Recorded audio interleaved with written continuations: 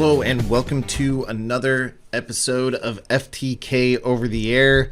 We're a podcast. We talk about the forensic industry, things that are going on with digital forensics investigations, and we interview different people from around the community talking about all that sort of stuff.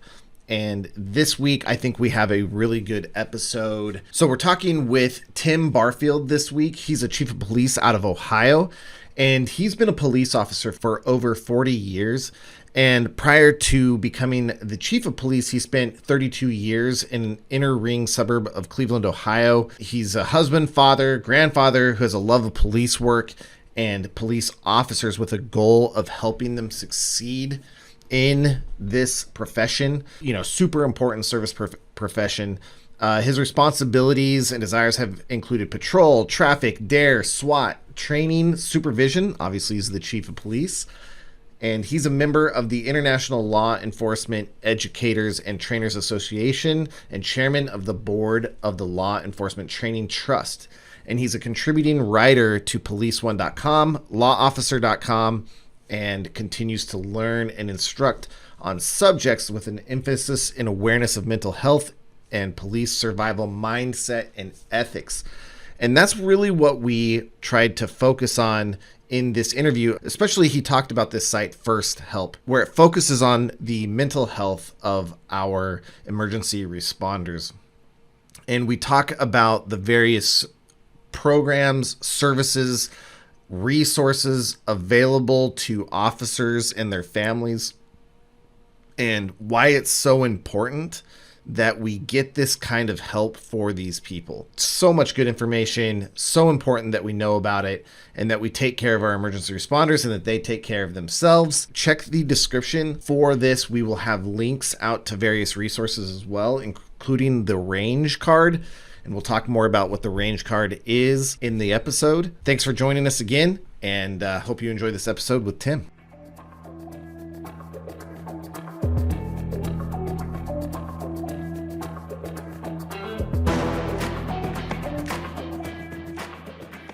All right, and we're back with Tim Barfield, who's the chief of the Wellington Police Department in Ohio State.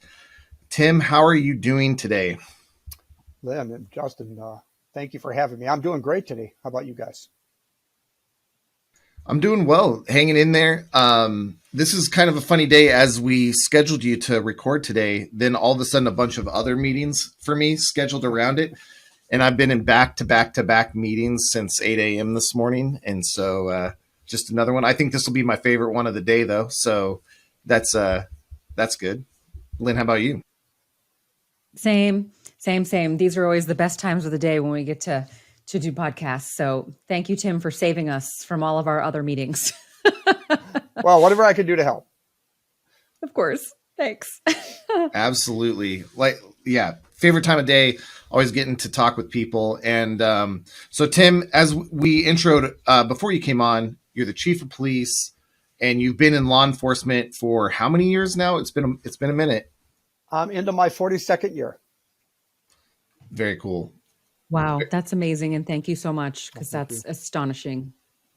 Absolutely. And just as a point of interest, I was with Dan Sumter down in San Diego. So if you're ever in San Diego, you can tour the aircraft carrier for free due to your law enforcement time.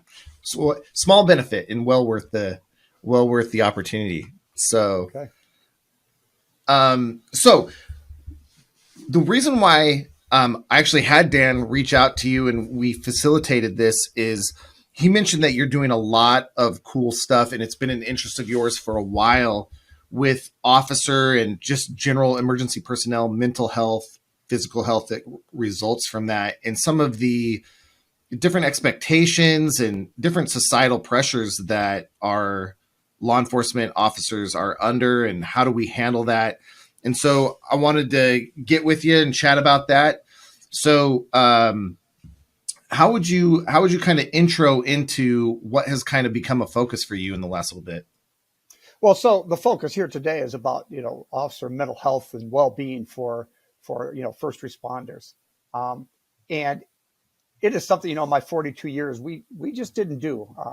I teach a class in mental health, and I kind of start out by telling a story about an incident that happened to me quite a few years ago. And, the only lesson I had learned about how to deal with this pretty traumatic event was to drink. And I'm not a big drinker, but the effects of that day weren't devastating, but it just goes to show the difference between what I was taught 40-ish years ago and how we approach these things today. So, the great thing is I think that we've gotten on the right track. We have a lot of work to do, but this has been a goal of mine even before. Now it's being pushed out across the country in all kinds of places. It's a mandatory course, but I was kind of into this before it was a mandatory thing. So. Very cool. So when you say mandatory course, what is the name of this, and what should what would they be looking for? So the particular course I teach is called Responder Readiness, and it's for H.E.L.P, which is an organization that emphasizes, finding mental health education and legislation for first responders. But H.E.L.P, one of the required courses this year was a course on mental health and well-being, and I submitted this course and had it approved by the state. But what I mean is that courses like this are being mandated across the country. All of a sudden, it's become a very important topic. But it wasn't always like that. Just a couple of years ago, when I tried to teach this course the first time, I could hardly get any local interest because it wasn't being pushed like it is today. We may be jumping to the end a little bit, but we'll Tarantino our way back and start from the beginning later. But what do you think was some of the catalyst that really caused that click to where it's like, oh, we need to do this? Because officers have been under stresses way before a couple of years ago. Sure, and as I kind of explained in my very abbreviated story that I start my class out with, is that the answer back then was don't talk about it, don't admit you have any issues, and if you have any issues, take a drink or take a lot of drinks and just deal with it. And I think we saw that wasn't working. I think we're starting to see the effects. I guess I should say we've seen the effects for a long time. I think we're starting to realize that we never bothered to help our people. And when you think about the amount of traumatic stress and cumulative stress that safety services has, in the class that I teach, we have 23 statements, if you will, and we pass this out for first responders and have them go through there and select, put a check mark by anything you've seen. And when we're done, we tell people, if a member of the public did one or two of these things, it would be very traumatic for them. But, with mine, I had 22 out of 23 and many of them multiple times. And that's not an uncommon response for first responders. And so we start to see that we're different. One of the things that's important to recognize is that although we have normalized the things that we see, we've come to realize it's not normal. It's not normal to see a dead body, one that's been, maybe mutilated, or one that's, maybe it's a child or a young teen that's been shot, or somebody that's been burned to death, whatever those issues are. We see those things. And although we see those things quite a few times in our careers, it's not normal. And, we have investigators that, investigate horrendous crimes, and certainly crimes against children that just impact them. And those things just don't go away. And I think we've started to realize those things, and now we're starting to give some help on how to better deal with them. It's kind of like filling up a file cabinet. You can say, hey, stuff it away in that file cabinet, put it away. Don't worry about it. It's fine. It's normal to you. Move on. But eventually the file cabinet becomes full, and then you can't fit anything else in it. Things start falling out. Maybe the bottom drops out of it. Maybe it starts to break at the seam, right? I mean, you may be okay for a while. And I think that's just the general nature of stress, is that immediately you might be okay. But as it starts to stack up over months and years, right? Then you start seeing the cumulative effects and the physical effects. And then all of a sudden you're like, how am I the way I am? But it's been accumulating for years, right? Sure. And I don't know that it's always not immediate, because I think some of the effects of these stresses are immediate. We ignore them, or we're not allowed to talk about them. But more importantly, the cumulative stress that we do have that continues to build. If you look at the statistics, and First Help is one of those organizations that actually gathers statistics on first responder suicides, we lose more police officers every year to suicide than we do to line of duty deaths. That's incredible. And we are starting to understand that many of these are duty related, in the sense that they've accumulated all this stuff. And when you're in this mental health crisis and you're thinking about hurting yourself, there's no space left inside that head that's full of all of that stuff to maybe find an answer. And so trying to help people find better ways to handle this, and right places to go to get help, and recognizing these things are a problem, are the way that we're starting to address and maybe start to fix some of these things. So I think one of the things would probably be on the important scale is to start this training early in someone's career, not waiting till there is a problem. Is that kind of the approach? Or that, because you go through police academy and you learn the technical and the tactical and the legal. Is this something that you're trying to also get into that kind of early set of training, so that they're coming in with the tools they need to start with?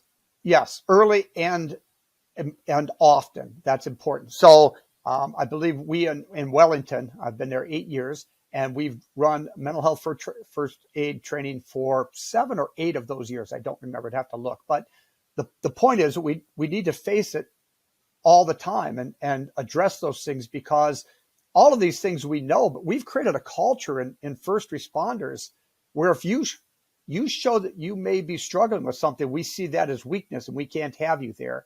When in fact, all we need to do is provide some help for some people and give them some good, healthy outlets and some tools maybe to deal with those things as they come up, and maybe see them in a better way, so that they have much more healthy and successful careers. And we can never forget that, that trauma these policemen and firefighters and dispatchers and EMS personnel see, it's not just kept with them. It's shared. There's secondary and tertiary effects of this stress. We go home and we talk about these things in front of our children many times, and then we wonder why our children struggle with some of the things they do. I feel like we forget about that, Justin. Like, you and I might go home and talk to our spouses, and, or even talk to each other about something that happened that day. And it's, spreadsheets, and, it's not anything that is the content is pretty benign. But yeah, I mean, you can't expect someone to go home and to just live in a bubble and not discuss anything that happened to them with anyone else in their home. And I think I forget that too. And that, I feel like it's, you could leave it at work. Of course you wouldn't talk about those things when you get home, but it's like, well, who else are you going to talk to if it's not acceptable at work for you to maybe unload some of that? Of course you're going to go home and unload it, because where else are you going to go? Is that what you see, Tim, a lot? Well, yeah, I think we know that happens, because when you start to talk to first responder children, they have lots of stories. Even if they don't get all of the gross stuff, they have begun to normalize what's not normal. Yeah. Yeah, I found, so we talked in the email, but when I would run investigations, you're not going to go home and talk about the crimes against children ones, for sure. Fortunately for me, though, I would also have a lot of, financial crimes, and those you could go home and be like, oh, I worked a financial crime and kind of whatever. But yeah, there's a lot there where you just, like, how was work? It was fine. That's where it's going to end, because you're not going to go into, oh, I saw this and that and the other thing. One thing that I thought of while you were talking about the things that officers see, and then it was kind of interesting, you immediately jump to, and then they go home. I think that it's interesting having read, and then I have members of my family, older members of my family who served in the military, gone out into combat, World War II, those types of things. And back in that day, you had this huge boat ride before you came home, right? And so you were sitting there with other soldiers, and you kind of worked out, as much as your trauma as you could. In for our law enforcement professionals, and like you said, dispatchers, and even your EMTs and your medical, it's like, hey, you're going to go see this horrible thing, and then you've got a 5-10 minute drive home, and now all of a sudden you're out of that world, and that's got to be this weird, like, to your point, you can't just turn that off. You can't just erase what you were doing 15 minutes before without the proper tools that you could gain through, educational programs like you're offering. Right. And it's good, too, for them to know that they're not alone. The first time we ever ran a mental health training in Wellington, we had fire, EMS, and police and their families come, and we ran this training. And the fire chief was completely on board with this, as the EMS director was. But then the next week, I forget it was a Monday or Tuesday, but one of the firemen came to talk to me. So I had him come in my office, and he said that, I know you had a lot to do with this. I really want to thank you. Now, he didn't go to the fire chief, though, right? Because we still have this cultural thing that we're afraid to tell people that we're struggling. But he says, it was really good for me to know that it wasn't just me, because I see the face of the last motorcyclist we scraped up off the road on every motorcycle that goes by. And it was good for me to know it wasn't just me, because I felt alone. So it's good to know that other people are struggling with these things, and that it is okay to maybe struggle with those things and then find some help, instead of being afraid to say that it's just me. It's amazing how the world completely changes when you realize it's not just you. Yes. Yes. It's so enlightening, and it doesn't matter what it is, whatever that thing is that you're struggling with. Like, it's amazing when going to therapy and talking through it with one person is also amazing for you to work through it and process it. But then that moment when you realize, oh my gosh, it's not just me, the world suddenly is different. And that's I think the great part about it is the stigma of, you're not supposed to talk about it with anybody. If you remove that and you're like, yep, it's all of us, we're all dealing with it, and we're all going to talk about it. Now, do you think that changes the entire culture in a police station, for example, once they've been through this training and now they know, like, oh, wait, that guy and that girl and that person, they all share my same anxiety, stress, trauma. Does that change the way that they communicate going forward? That's certainly our goal. Now, it's a lot to change a culture. And first responders have had this culture for a long time where we're afraid to admit weakness. But that's the hope. We are trying to reduce that stigma. We do a plate exercise. We give them a paper plate, and they draw on there all the things they have on their plate at the time. And then we go around the room and people discuss it. And what they come to realize is that everybody has a full plate, but everybody really on that full plate, they share a lot of the same things. So it actually builds them together as a team instead of individualizes them. One thing I like that you mentioned is that the families came to the training as well. Because I think, families should be a support system, but if they don't know what is happening, what they're going through, because the first responder is going to kind of lock that down for multiple reasons. One, weakness, but also two, to not spread the trauma, right? It's good to have the family come to these types of trainings so that they can, in some way, this is some of what all these people, my spouse, my father, mother, whatever, are dealing with. Then they can adjust their behavior a little bit to be more supportive and understanding of, oh, hey, so-and-so came home in a really bad mood today. Something must have happened, right? Let's give a little bit of patience, or let's, rally around or something in that space. So I think that's super key and important that I haven't heard before is happening. So, well, we have to include the families because they are our support system, right? And it's interesting when you do these classes with families, what you find out is a lot of families say, regardless, fire, police, EMS dispatchers, they say, oh, now I understand why they're quiet when they come home, because they're just trying to assimilate back into a really kind of a different world. I think, Yep. And then those families will never, ever experience the same level of trauma. So they can never put themselves in that first responder shoes. But at least, like to your point, if they come home and they're quiet or they're really angry or they're short or, whatever the behavior is that isn't ideal, you have a tendency to take it personally. Like, well, what did I do? I'm here trying to help you make dinner, deal with whatever's going on. What did I do? I didn't do anything. Why are you yelling at me? I feel like, this is the age old, husband and wife just on a regular day, even not being a first responder, right? Like, why is my wife still talking? Why is my husband so quiet? So add a layer onto all of that dynamic of, someone wrestling with some pretty gnarly stuff inside the filing cabinet in their head. They having them understand that it's not them. And then what do they do to help? I think that's the key, is that you don't know what to do. I've never been through it. How do I know how to help? Do you want to talk about it? Do you not want to talk about it? What would be helpful? So I'm assuming you coach the family on, yes, we have what to do. We have a communication model that we help them with that. But probably the biggest thing, though, is for both sides. So when the spouse or son or brother or whoever comes home and they're struggling with this, the family now can at least understand that and then give them some space just to, kind of decompress a little bit. So all the way around, there's just a better understanding. One of the things I think is important about that as well, and the families are the community as well.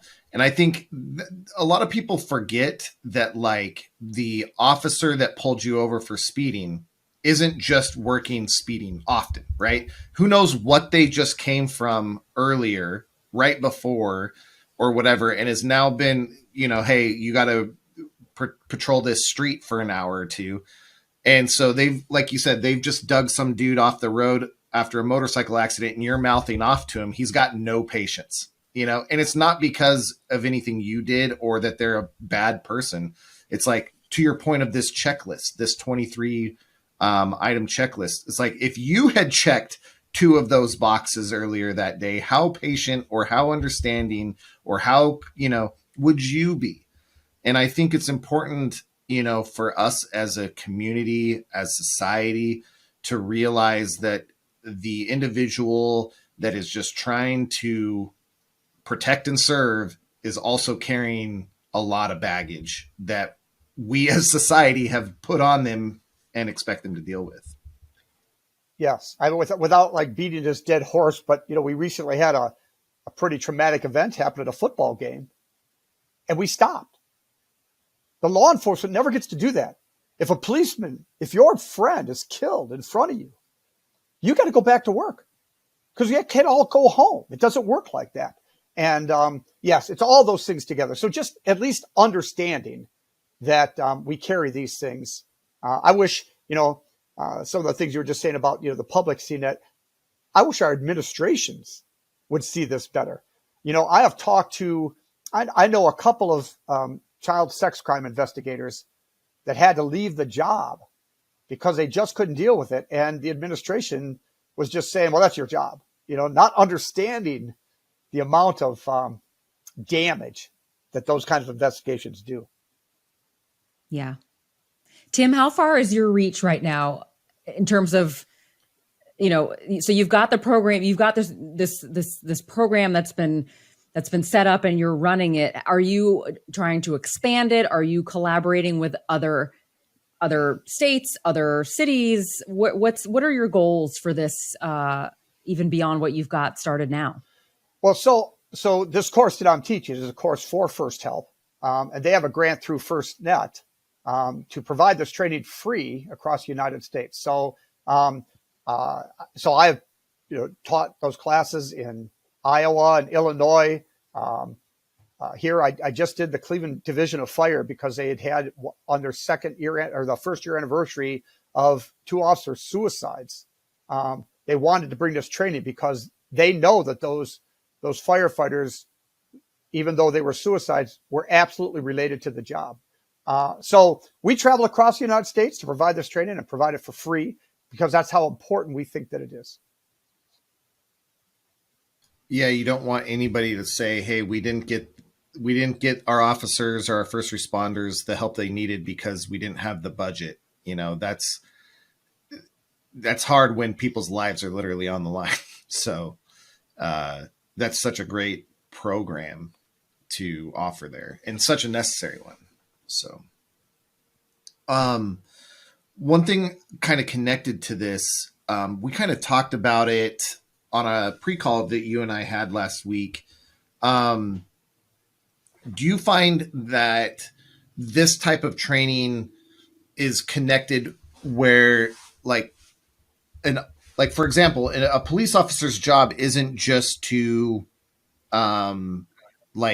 it is to investigate crime, but how often do they get called into a situation where two people are arguing, like a domestic or something, and all of a sudden now they're trying to negotiate in a pinch this marriage issue. They become marriage counselors all of a sudden, and then we have mental health cases where now they're trying to be a kind of a mental health professional. And do you find that expectation on these officers and maybe a lack of training in all these different things contributes to kind of the stress even more, not more so, but in addition to like just the visual or the grotesque that they see? Certainly. I mean, that's part of the cumulative stress, because the cumulative stress isn't always just traumatic, right? If you think about it, I want to just focus for a second on, dispatchers and firefighters. Dispatchers and police officers. But, we go to domestic after domestic after domestic after fight after fight. What we see, we start to see the world very myopically, right? So we're dealing with the same 10% of people all the time, right?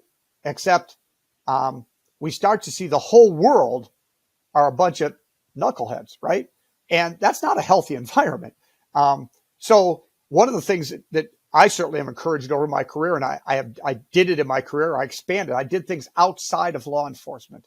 It's good to do that because we started to see a very limited world. So, dispatchers getting that phone call about a domestic violence and policemen going to those all the time, start to see everybody as an idiot instead of, some people are just having a bad day and we should be helping them work through it. But until we help policemen and dispatchers and fire and EMS, see those things and deal with them better, we're actually crippling our first responders because we're not helping them to see really the whole picture. They're seeing a very abbreviated picture of the world.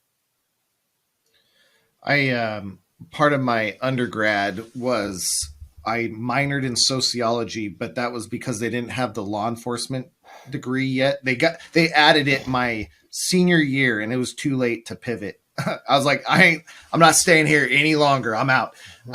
So my minor was in sociology, but the emphasis was law enforcement. And one of my instructors was an officer, and he actually, to your point there, was lamenting that one of the first things to go when his department received budget cuts years ago was a lot of the community outreach programs. Like cops would go to barbecues and would put on barbecues, and in a more positive, allowing them to interact with the community in a more positive environment, more positive light, so that, that inclination to think of everybody as knuckleheads kind of faded. But it's hard. Yeah, it's good too. It's interesting. There's a great book called The Upside of Stress by Kelly McGonigal. Anyhow, she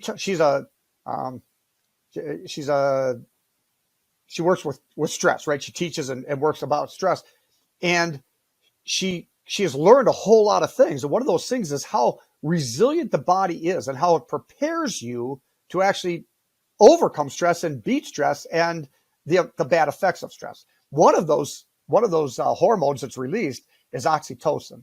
If you've ever heard of oxytocin, but it's often called the hug drug, right? And it's released by interaction with people. And one of the best things you could do for first responders is get them to connect with the people.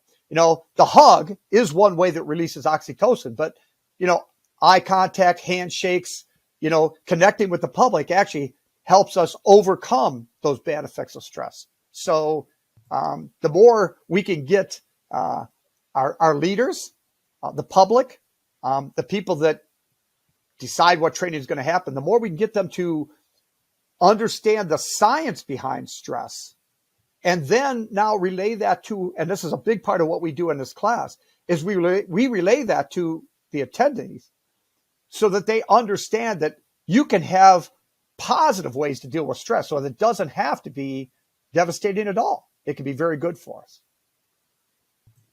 Yeah, I live in a very small little beach community here in Florida.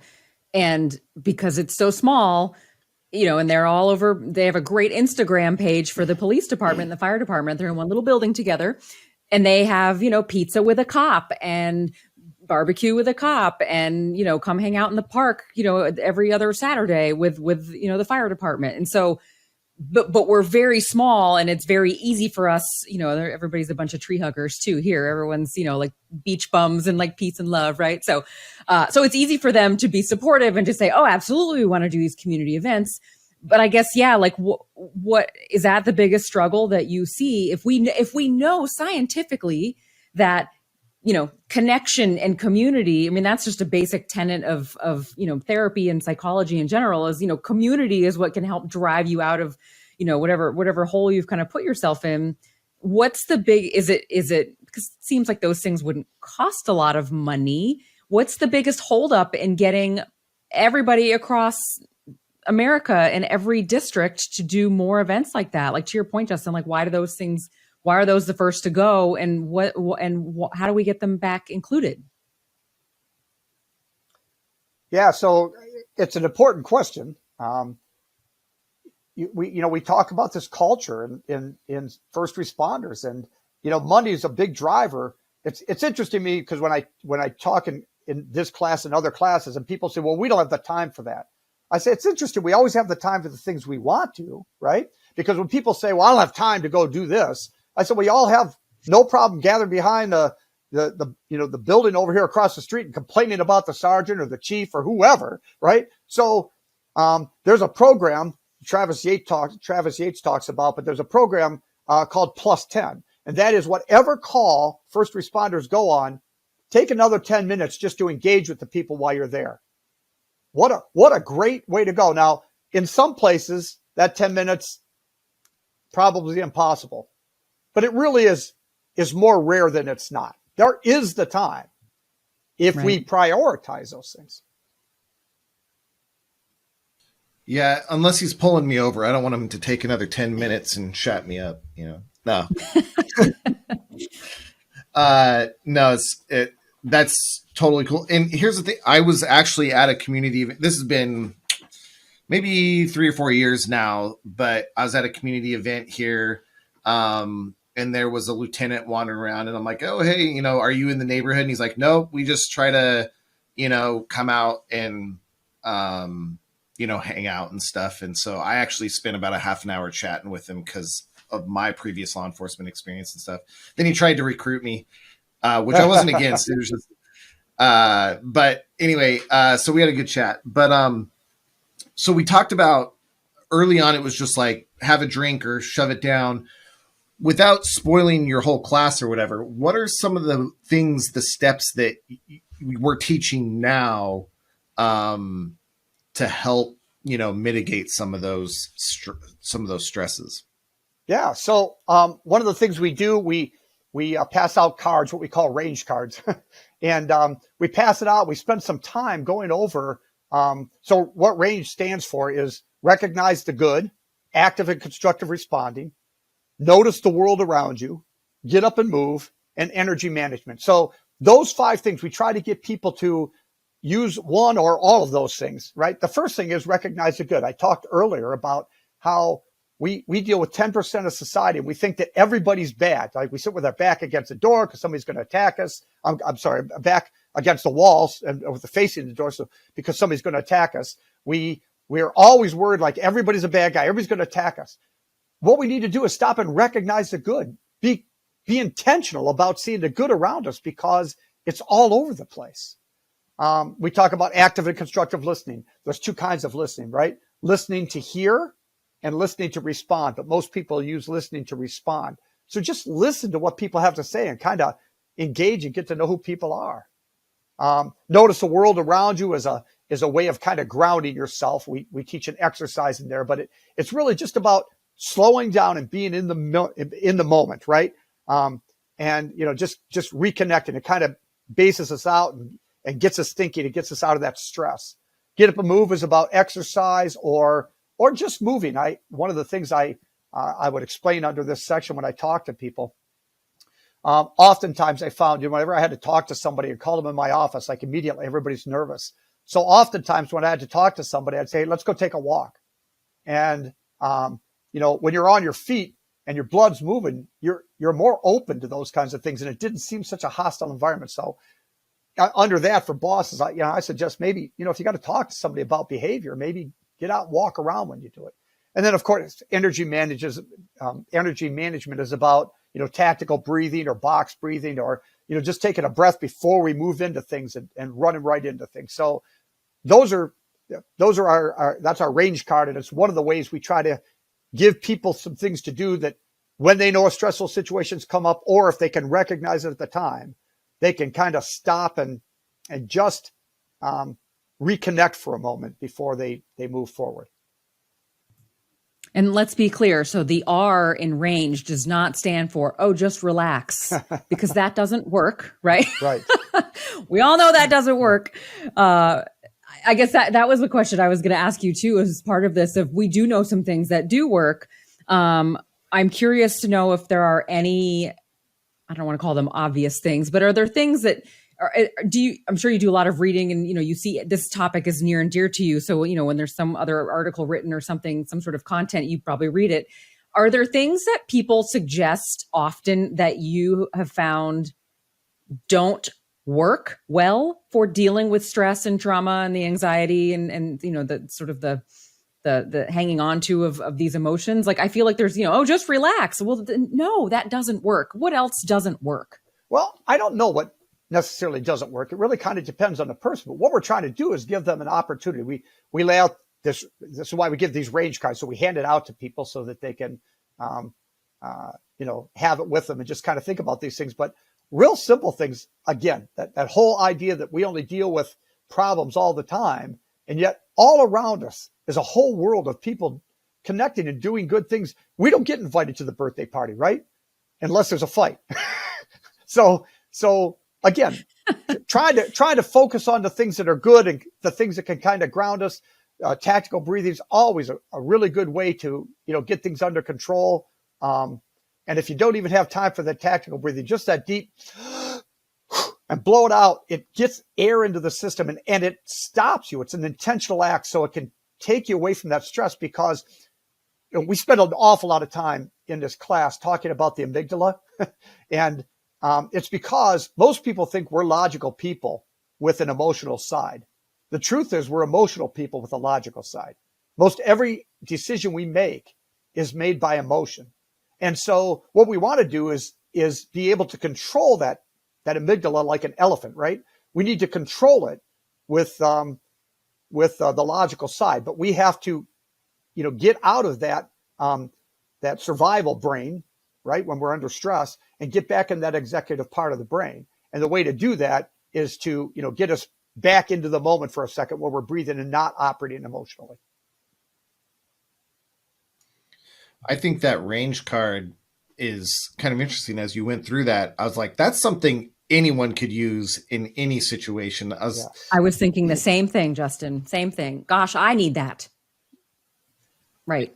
And not even so much for stress. It was just like, recognize the good. I think that's a common problem with all of us, where we're just always like grumpy, and moving through life. So yeah, that range card, helpful in any case. And I think, to your point of things that don't work, it depends on the person. I think we've identified, there's healthy things and there's unhealthy things, whether like before, hey, just go get drunk is probably what we're trying to move away from, when I talked to Cindy Kaur about a year ago or so, my thing was I don't drink or anything, but mine was video games. And it was like I was working 40 to 50 whatever hours a week in the lab doing analysis, and then I was also putting in 40 hours a week in video games.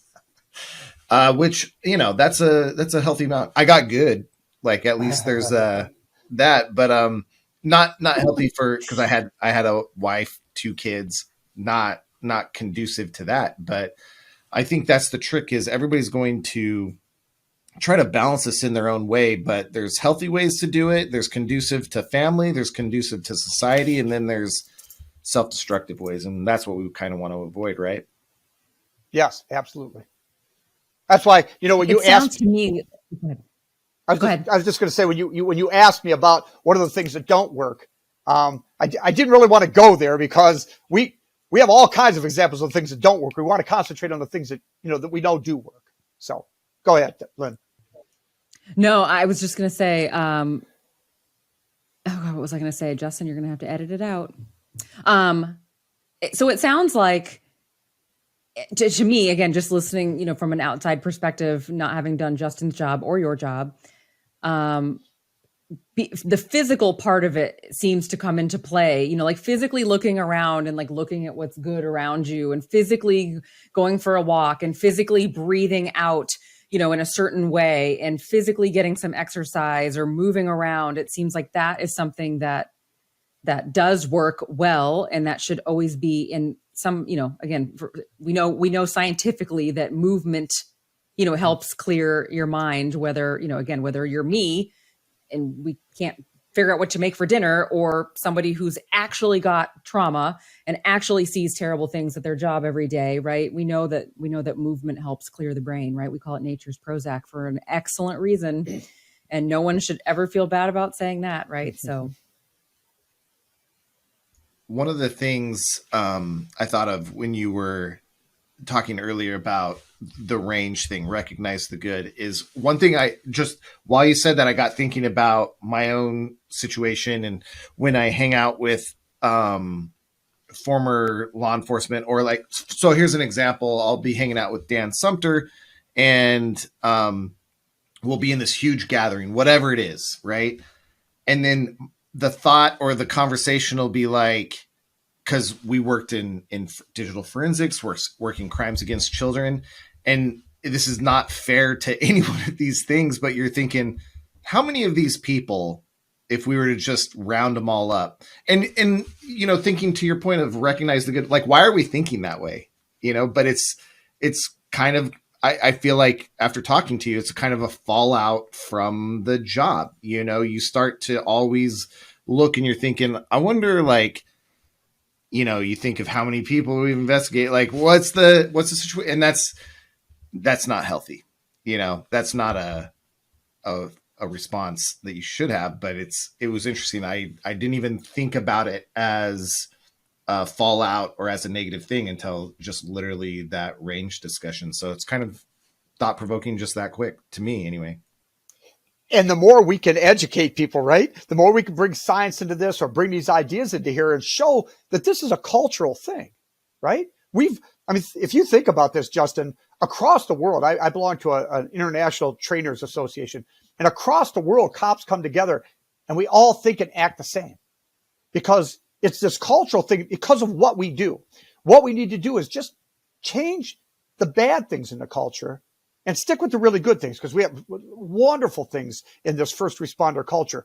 The things that are bad, we need to recognize those, and then, find some alternatives, some better ways to address those things.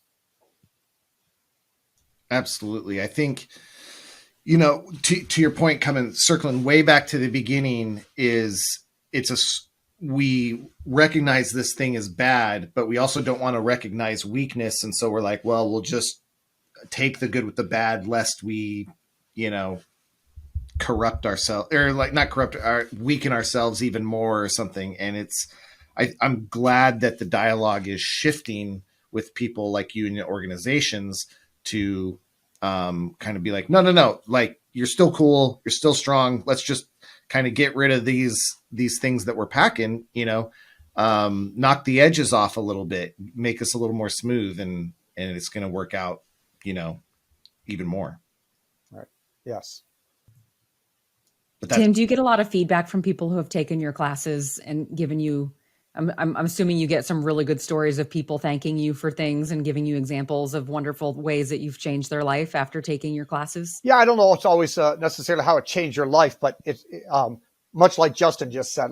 I get people that say, "Wow, this one thing really helped." In fact, one of the ways we get a little feedback is just before we end the class, we do a just one thing, and I go to every person in the class and I ask them for just one thing that's their takeaway.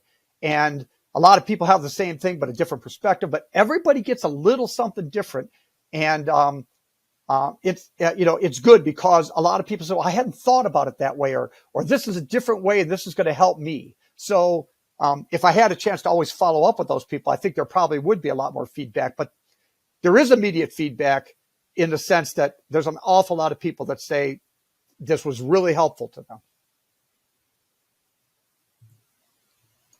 And I think, how can it not? I think one of the good things of first responder culture is a constant drive to be the best or be better.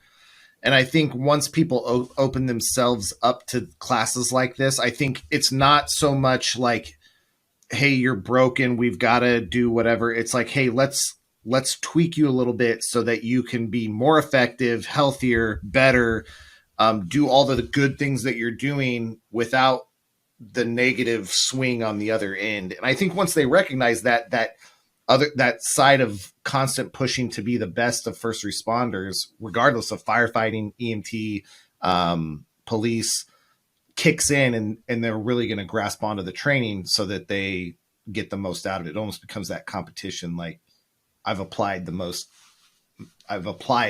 material to my life, like in a good way, and like run with it. At least that's been my experience. Yeah, and it's good in the class too, because we get interactive, and first responders are always kind of not quick to ask a lot of questions. But once you start getting into the stuff that they do and start to get a little feedback, people start to go, "No, boy, that's a different way to see this thing." Because I talk about this culture. I'm not saying it's all bad. Most of the things cops do are really good. In fact, I believe most cops do the right thing almost all the time. But there are some things that and just by the nature of the job, we see people at their worst all the time. And so we start to see everybody at their worst, like you going around this conference and eyeing people up and saying, who's the pervert? Who's the guy that's, defrauding his family? This is different, right? We start to say, wow, maybe I've just got this myopic view. I've got to open up my worldview a little bit so that when we walk into that domestic violence, right, that we're not seeing that whoever the person that's lost it the most or whatever we're walking into, but maybe we're just seeing that person at their worst day and we don't know the whole story. Instead of immediately labeling them and then, compartmentalizing them in our heads, and that's maybe how we treat them. Now, that's not good for anybody ever. Yeah, you don't go into police work if you don't want to help people. Like, it's just, you want to go, you want to make a difference. Same with firefighting. You're an EMT, you're going in directly to help people. That is if you wanted to sum up the three, it's like, hey, your job description is help people. Okay, but you're going to help people in this aspect, or this aspect. And like you said, the stresses of the job influence bad days or good days or whatever. But yeah, firmly believe that you're hard pressed to find somebody who went into it for whatever reason that isn't somehow attached to helping people, to, benefiting the community in some way. Absolutely. Tim, if someone is listening to this podcast right now and they are in law enforcement in any way, shape, or form, and they think, oh, I've never heard of this training and I want to do this, or how do I get my entire department to do this? I think we should all do this together. What is the best way for people to engage with you and your program if they're listening and saying, okay, we don't do that at my precinct and we sure need it. And I'm going to be the brave one that raises my hand and says, I think we should introduce this to our department. What's the best way for them to get started? Well, probably the best way is to reach out to First Help. So First Help started out as Blue Help, and it was, aimed at police officers, but it quickly expanded because we realized, our brothers and sisters in safety services all are dealing with the same things, just a different angle, but all the same things. So, it kind of had a Blue Help, Red Help, Yellow Help, and White Help division, but it became First Help. So, reach out on the internet, look for First Help, contact them. We'll get you that training one way or another. And you said, and again, I can go and we'll research this for sure when we post the episode and put lots of notes in for everybody. But is the training free completely, or is there some sort of master enrollment expense? Yeah. So FirstNet had given a grant to First Help to provide that training. So they would pay for us to, go out and pay for a hotel to go. I'm flying to Utah in March to provide some training outside of Salt Lake City. So exactly what the details are in every case, you'd have to reach out to them. But I know that we provide the training free of cost to those organizations. Okay. So if somebody says, oh my gosh, we have, terrible budget, forget it. It'll never work. Oh, well, maybe I need to go to some other police department that has a budget. It's like, no, don't give up. You need to go research this option and, speak to the organization and find out, what the options are that are available to you in your organization. Yeah. This organization is committed to bringing this kind of training under whatever circumstances. They do all kinds of things across the country to help. One of the things First Help does is it reaches out to the families of first responder suicide victims. And, they want to connect with those people because, we talk about this blue or this red or this white or this yellow family, right? We talk about how we're family. And immediately if one of our people dies by suicide, we cut them off.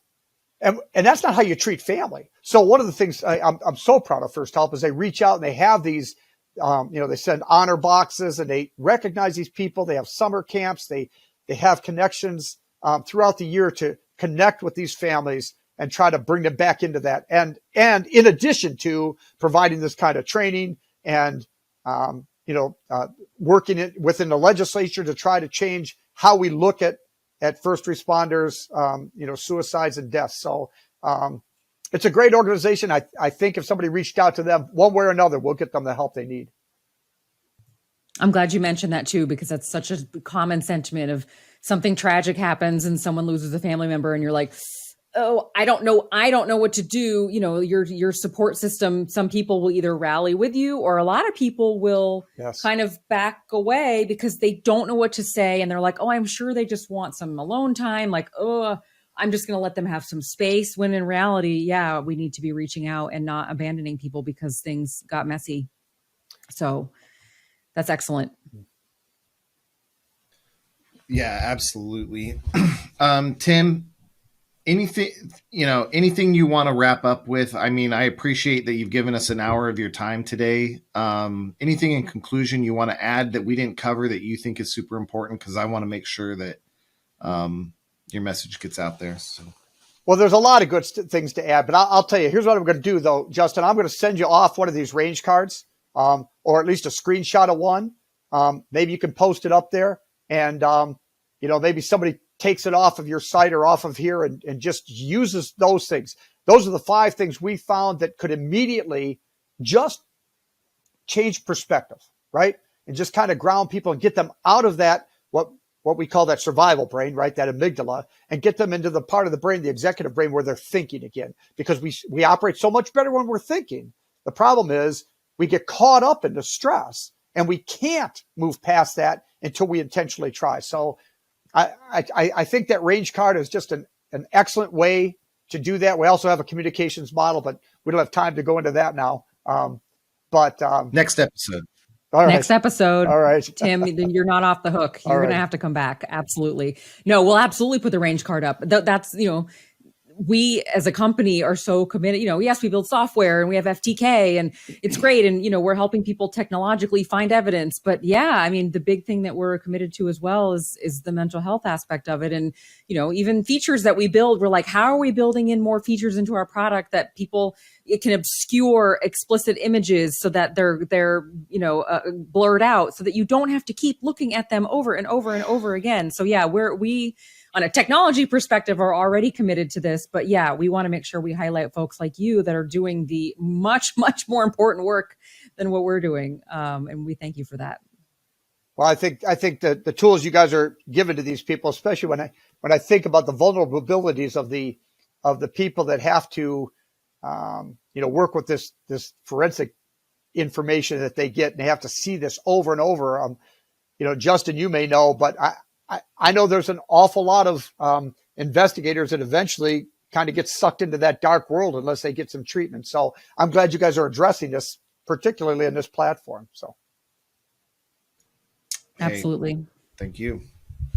All right, Tim, thanks again. And, I hope you have a good rest of the week. Take care of yourself. And I think, you mentioned a great sequel episode. So we'll have to get you on again sometime and we can talk about communication tips and tricks.